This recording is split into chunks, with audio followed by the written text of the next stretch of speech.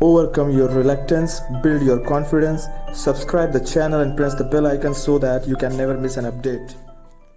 Advance users of graphs, उसमें जो है हम स्केल रेशियो करेंगे एक्सेस का। इसका मतलब ये है कि ये रहा मेरे वाई एक्सिस और ये रही मेरी एक्स एक्सिस।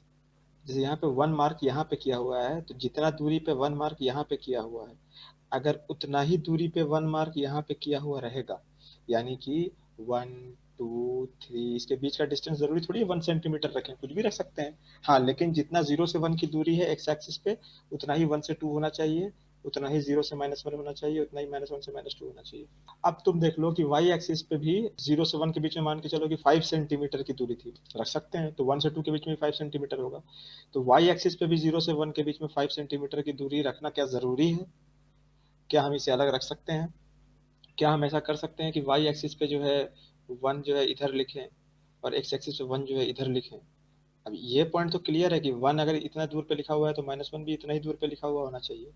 ये नहीं कर सकते कि 0 से 1 के बीच में जितनी दूरी है और 1 से 2 के बीच में जितनी दूरी है एक्स एक्सिस पे उसे अलग कर लें, ये तो नहीं कर सकते।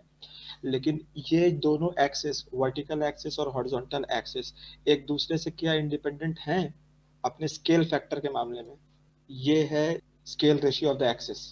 ये तो पहला पॉइंट हो गया। दूसरा पॉइंट हम क्या देखेंगे कि इक्वेशंस अगर हमें दी हुई हैं, दो इक्वेशन हम लोग बचपन में पढ़ते थे ना, linear equation in two variables, 2x plus Y plus 3 is equal to 0 और 3x minus 4y plus 17 is equal to 0। तो इसको सॉल्व करना हमारे लिए बाएं हाथ का खेल है।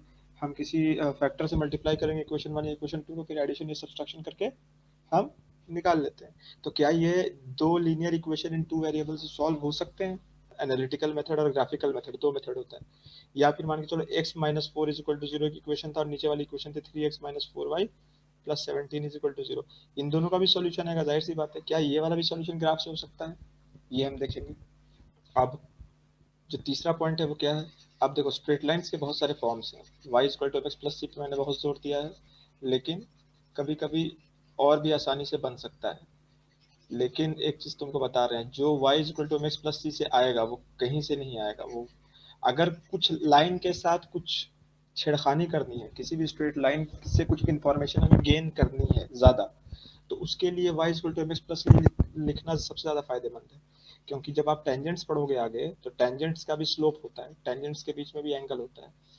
जैसे कि आपने पॉलिनोमियल बनाया है और किसी पॉइंट पे टेंजेंट बनता है, टेंजेंट एक स्ट्रेट लाइन होता है, तो वहां पे y equal to M x plus c बहुत काम आता है। अभी घबराना नहीं है, सब कुछ आगे आएगा। उसके बाद ये फॉर्म्स ऑफ स्ट्रेट लाइन में एक जनरल फॉर्म है, तो कोई इस्तेमाल ज़्यादा नहीं है। Slope intercept form, y equal to x plus c बताया था वो। फिर slope intercept form, y equal to m bracket में एक्स माइनस डी। फिर इंटरसेप्ट इंटरसेप्ट फॉर्म, जैसे कि अगर दोनों का इंटरसेप्ट दिया हुआ है। फिर स्लोप पॉइंट फॉर्म, स्लोप दे दी गई है या थीटा दे दिया गया है। थीटा अगर दे देता है तो मैं इसे tan थीटा से स्मॉल m निकाल सकता हूँ ना।